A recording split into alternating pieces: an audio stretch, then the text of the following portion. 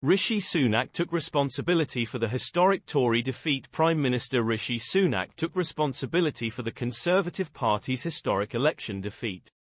The British people gave a sober verdict tonight. There is a lot to learn. I take responsibility for the loss, Sunak told his supporters. Sir Keir Starmer led the Labour Party to a landslide victory and will take over from Sunak as the UK's next Prime Minister. Sunak is expected to announce his resignation soon. However, he will continue to be the caretaker Prime Minister until a new Prime Minister is appointed. However, Sunak retained the Richmond and Northallerton seats. The majority is 23,059 votes.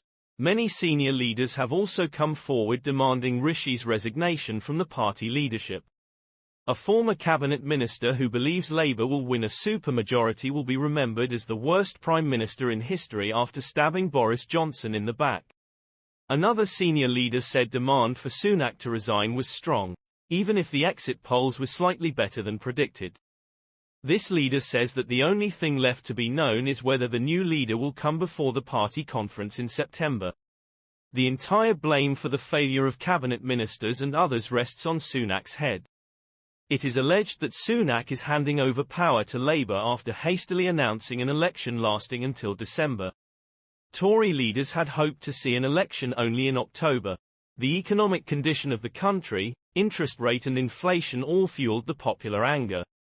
Although inflation has eased, the Bank of England is expected to cut its key interest rate next month before the election hits the public.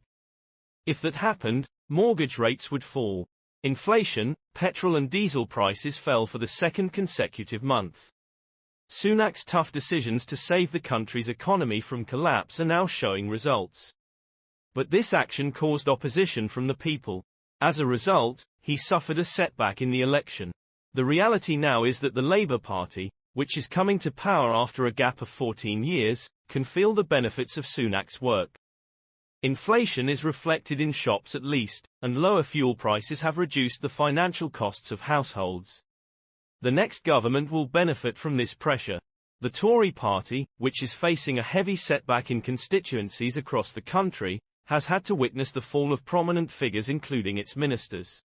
Defence Secretary Grant Shapps was the first tree to fall. Shapps lost to the Labour candidate in the Welland-Hatfield constituency by 3,000 votes. His first reaction immediately after the results was that it was better to say that the Conservatives had lost the election than that Labour had won it.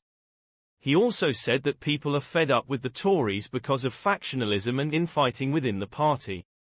News came shortly before Shapps' results were announced that Welsh Secretary Gillian Keegan had lost to the Liberal Democrats in Chichester. But former leader Ian Duncan Smith surprised everyone and won at Chingford. Labour candidates Johnny Mercer and Therese Coffey were defeated. 16 cabinet ministers have fallen so far. Labour's Heidi Alexander beat former cabinet minister Robert Buckland by 9,000 votes.